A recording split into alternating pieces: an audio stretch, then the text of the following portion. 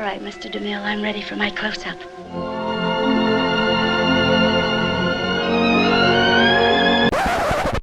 Salut à toi et bienvenue dans ma salle de bain. Aujourd'hui c'est une très belle journée, il fait super beau, donc je me suis dit quoi de mieux que de rester enfermé et tourner une vidéo. Non, en vrai je vais sortir, mais j'ai du ménage à faire. Cet appartement commence à être relativement dégueulasse, parce que Maxime commence à avoir relativement la flemme de tout. J'espère que je vais retrouver l'énergie avec le printemps. Donc je vais commencer par la salle de bain, parce que c'est le plus chiant en fait. Et comme faire le ménage c'est chiant, je me suis dit que j'allais en profiter pour allumer la caméra et vous raconter une petite histoire. Dans ma vidéo sur le dernier album de Lana Del Rey, j'avais brièvement parlé d'un séjour que j'avais fait à Los Angeles en 2019, et donc je vais tout vous raconter aujourd'hui. Salut, c'est le monteur. Je me suis rendu compte que l'histoire était beaucoup plus longue que prévu. Donc, je vais la diviser en deux vidéos. La première, ce sera Objectif Los Angeles, et la deuxième, Maxime a marché sur Hollywood. Et elles seront mises en ligne à 24 heures d'intervalle. Bon visionnage. Avant de me lancer là-dedans, je tiens à vous remercier pour l'accueil que vous avez réservé à ma vidéo sur le harcèlement scolaire. J'ai eu énormément de retours en commentaires et en messages privés, et il y a aussi des gens qui ont tenu à faire part de leurs propres expériences, et ça m'a vraiment beaucoup touché. C'est vraiment un fléau, le harcèlement scolaire, il n'y a pas d'autre mot, et c'est quelque chose qui tue. On voit ça là en ce moment avec l'histoire de Lucas, là, cet adolescent qui s'est suicidé à 13 ans parce qu'il était homosexuel et il était harcelé par ses camarades. Et ce qui me fout vraiment la haine, c'est que la justice estime qu'il n'y a pas de preuves suffisantes que c'est le harcèlement qui a conduit au suicide. Ça c'est vraiment dégueulasse, c'est une insulte à sa mémoire, c'est une insulte à toute sa famille, une insulte à tous ses proches, et une insulte à tous les collégiens et lycéens qui se font harceler tous les jours par leurs camarades de classe, sans que personne ne trouve quoi que ce soit à redire. Et j'espère vraiment qu'il y aura un recours, parce que ça ne peut pas finir comme ça, cette histoire, c'est pas possible. Bon, allez, c'est parti. Je m'occuperai du rideau aussi. Ça, c'est Jean-Loup qui m'a appris ça. Quand ton rideau de douche, il est un peu sale, un peu moisi à cause de l'humidité, faut pas le jeter. Il suffit de le passer à la machine et il ressort nickel. Au travail. Donc, pourquoi je me suis retrouvé à Los Angeles en 2019 ? En fait, tout a commencé en juillet 2018. J'avais fait une séance photo avec une photographe qui s'appelle Anna Shumanskaya. En fait, j'étais nu et recouvert de peinture, et chaque peinture représentait une émotion. Au fur et à mesure que je m'appliquais de la peinture sur le corps, oui parce que c'est moi qui me mettais de la peinture, je devais choisir une émotion et ensuite la représenter par une pose. Et donc suite à cette séance photo, voilà, qu'elle a faite avec plusieurs personnes, il y a eu une expo au mois de septembre, je crois.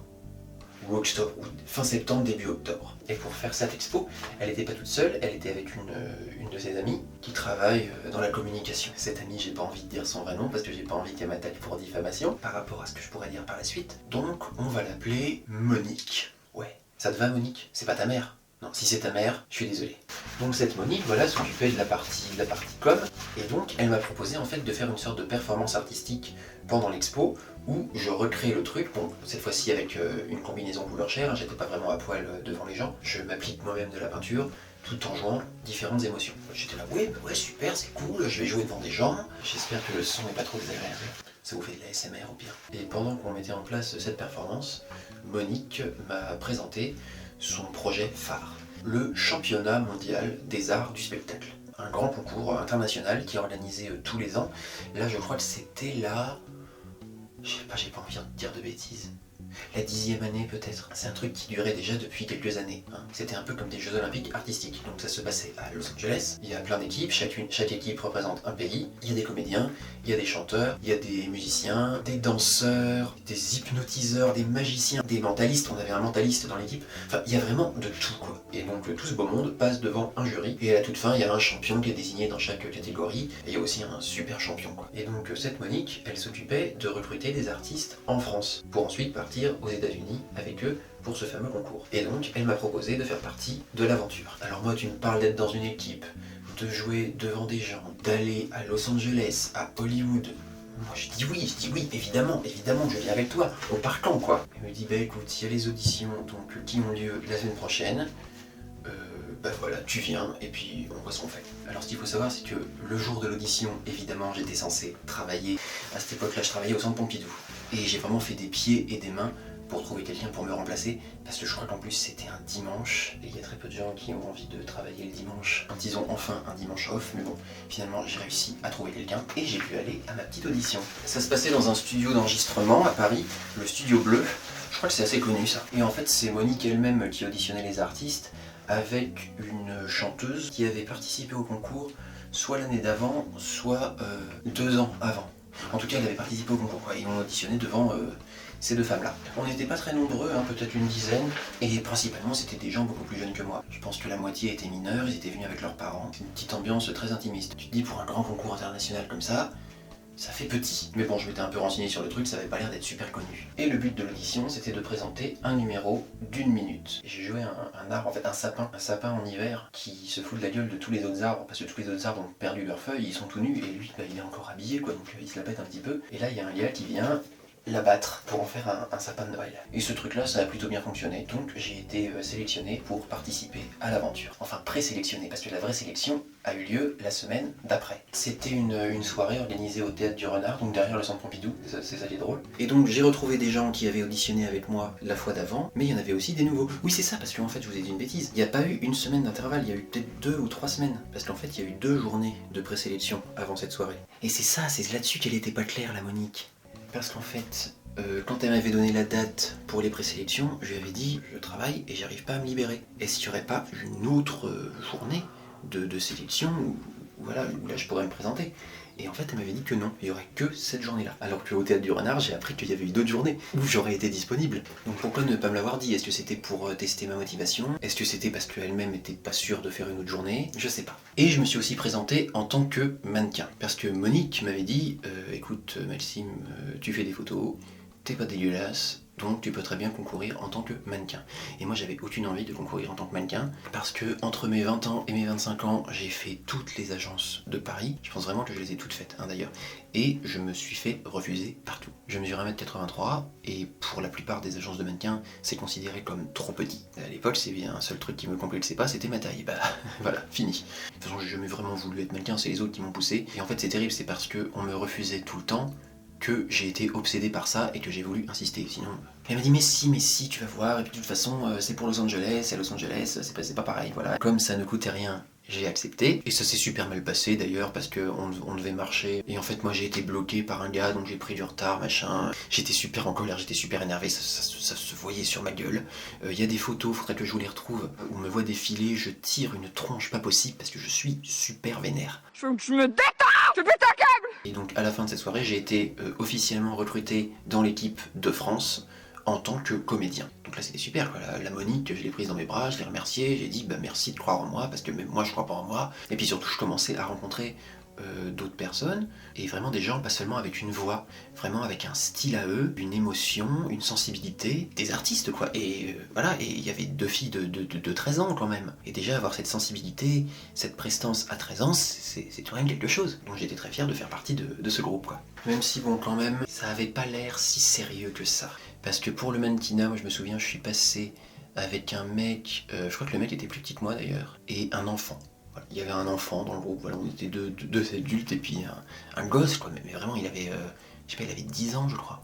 Et déjà à quel moment tu fais passer des adultes et des enfants ensemble, tu vois. On n'avait pas d'accès aux loges, il fallait se changer dans les toilettes. Pour un théâtre, c'est bizarre quand même. Et puis il n'y avait pas de régie non plus. C'est Monique elle-même qui gérait la sono, très mal d'ailleurs. Et voilà, quand j'ai vu toutes ces petites approximations, je me suis dit non mais c'est bon quoi, qu'est-ce que je fous là quoi, c'est un truc ridicule, je me suis fait avoir. Mais dès qu'il y avait un bon résultat, j'avais tellement besoin de reconnaissance, de validation, de félicitations, d'amour en fait. Ça effaçait tout. Et comme on m'avait dit Maxime, ça y est, tu fais partie de l'équipe, et ben j'avais effacé tous les problèmes, et pour moi cette aventure était géniale. Après, avant la fin de l'année, on s'est retrouvés plusieurs fois, parce qu'on avait des masterclass et des ateliers qui étaient organisés, et notamment des journées avec un comédien et metteur en scène qui est connu pour avoir été prof de théâtre dans un célèbre télécrochet. un homme vraiment super intéressant. passionné par ce qu'il fait. Après, il faut savoir que tous ces ateliers, c'était payant. Mais bon, moi, ça me dérangeait pas de payer pour ce genre de truc. Et donc finalement, ça a continué comme ça pendant quelques mois. Il y a eu une autre journée de sélection pour trouver de nouveaux membres de l'équipe, donc l'équipe commençait à s'agrandir. Il y a enfin eu d'autres comédiens qui sont arrivés, parce que jusqu'à présent, il y avait que moi, je me sentais un peu seul. Moi, j'avais pas beaucoup d'amis à ce moment-là, donc j'étais ravi de faire des nouvelles rencontres. Surtout des rencontres artistiques. Ça sert à quoi ça? Ça sert à rien, mais bon, c'est là. Enfin bon, tout ça c'est bien joli, mais ma relation avec Monique, pendant ce temps-là, elle était pas au beau fixe. Parce que la cousine, elle nous avait pas tout dit. Après avoir souhaité la bienvenue aux nouvelles recrues de l'équipe de France, et après nous avoir tous bien saucés, elle nous a annoncé que ça allait pas être aussi simple d'aller à Los Angeles, et que ça allait nous coûter entre 5 000 et 7 000 euros.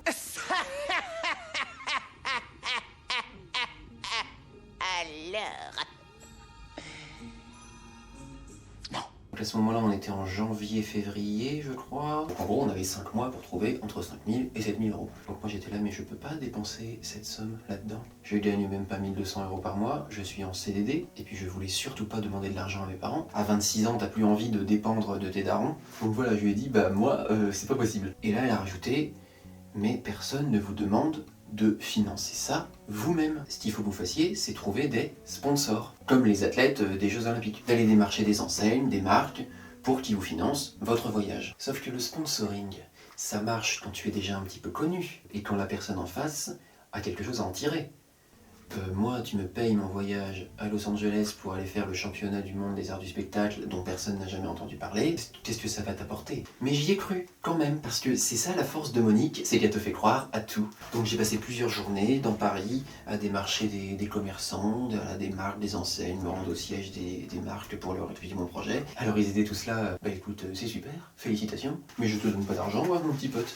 Ils avaient parfaitement raison d'ailleurs. J'ai demandé aussi à ma ville de m'aider, je suis allé à la mairie, mais ça a été non, parce que je n'étais personne. J'ai fait un crowdfunding aussi, alors là, le fiasco total, mais encore une fois, je n'en veux à personne. La plupart des membres de l'équipe, ils ont réussi à trouver des financements comme ça, mais parce qu'ils avaient déjà une petite notoriété sur les réseaux, ils étaient connus dans leur ville, ils faisaient des concerts, parmi les chanteurs, il y en a qui avaient sorti plusieurs EP, donc c'était un peu plus vendeur quoi. Mais moi je faisais rien, je vous l'ai déjà dit, j'étais personne, je faisais rien moi.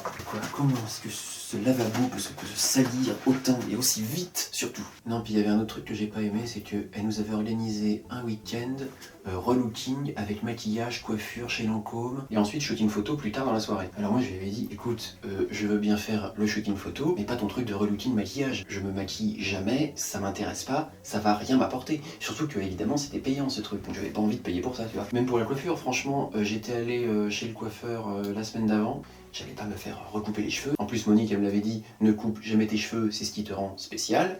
J'ai pas cédé, je suis pas venu, je suis venu plus tard au shooting et je n'ai payé que le shooting. Puis d'ailleurs je les ai vus les filles, hein. Franchement, un coup de rouge à lèvres et du mascara, super le relooking. Le photographe, hyper efficace, hyper pro, il parlait que russe, donc en fait il nous faisait que des gestes, il nous dit mets-toi comme ça, mets-toi comme ça, mets-toi comme ça. Ça a été super vite et vraiment j'adore les photos. Et puis je me la pète, hein. Ah, donf, je me la pète. Mais quand j'y pense, c'est vraiment une époque où j'étais hyper influençable et hyper fragile quoi. J'étais un petit chien quoi. Bah oui il est mignon, bah oui bah c'est bien, il a fait pépé. Et puis surtout, cette Monique, elle savait clairement pas s'exprimer en public. Elle lisait un texte, t'avais l'impression qu'elle le découvrait, elle avait pas répété, il y avait aucune éloquence. C'est bizarre quand même pour quelqu'un qui est entouré de professionnels comme ça, de pas se faire aider. Voilà, et ce placard il faut que je le range, parce que c'est le bordel, je sais jamais où sont les trucs, t'attrapes quelque chose, tu fais tout tomber, c'est plus possible. Si vous entendez du bruit, c'est les chiens qui jouent. Oui, et donc comme je le disais, j'étais très influençable à cette époque-là, mais pour autant, j'étais pas complètement stupide. Et je n'aimais pas quand Monique nous prenait pour des imbéciles. Une fois, elle nous avait réservé une journée dans une école de journalisme. Et donc, dans cette école de journalisme, la Monique, elle nous a dit qu'on allait être interviewé par des étudiants, en fait, dans des conditions super professionnelles. Et ça, je crois que c'était le plus gros foutage de gueule de toute l'aventure. Je suis passé en premier pour l'interview parce que personne n'osait le faire. J'ai dit bon bah moi je vais le faire comme ça je serai débarrassé. Et alors effectivement dans leur école ils ont un plateau quoi, un plateau de tournage avec un bureau façon JT devant un fond vert. Bon et donc il y avait un mec derrière une caméra et une fille qui était censée me poser des questions. La fille ne savait pas du tout qui on était. Elle ne savait pas ce qu'on faisait là, elle ne savait pas pourquoi, elle devait nous poser des questions. Et donc, elle n'avait pas préparé de questions. J'étais là, mais qu'est-ce que je fous là? Et puis après, on a eu une interview collective avec un mec, mais tellement gênant, qui posait des questions super perso. Genre, il y a une fille qui a perdu son père, et le gars lui a parlé de la mort de son père. Bon, il se trouve que cette fille, elle vient d'une famille assez riche, et le mec lui dit et qu'est-ce que ça vous fait de voir qu'il y a des gens dans l'équipe qui ont des difficultés financières et que vous, tout est facile pour vous? Ta gueule, en fait. T'es pas hardisson, mon gars. Calme-toi. Et il y a une fille, quand on lui a demandé pourquoi elle s'était lancée dans le milieu artistique, elle s'est mise à pleurer. Parce que ce choix de vie, ça venait d'une expérience assez douloureuse. Donc là, elle pleurait, et le mec, il continuait à lui poser des questions. Il avait même pas calculé qu'elle avait besoin de faire une pause, quoi. Moi, je sais plus la question qu'il m'a posée.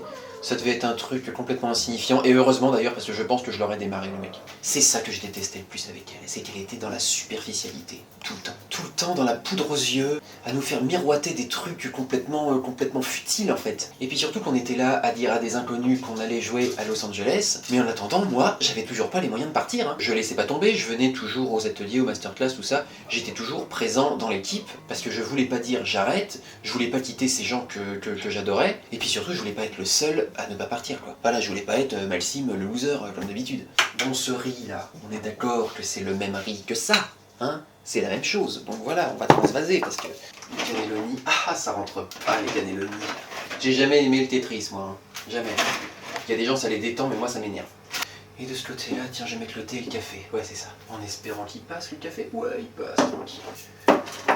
Beaucoup de thé.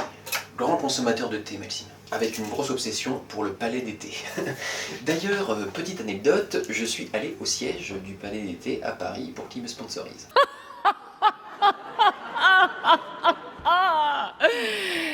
Don't be ridiculous. Et il y avait une dernière étape avant Los Angeles, c'était Cannes.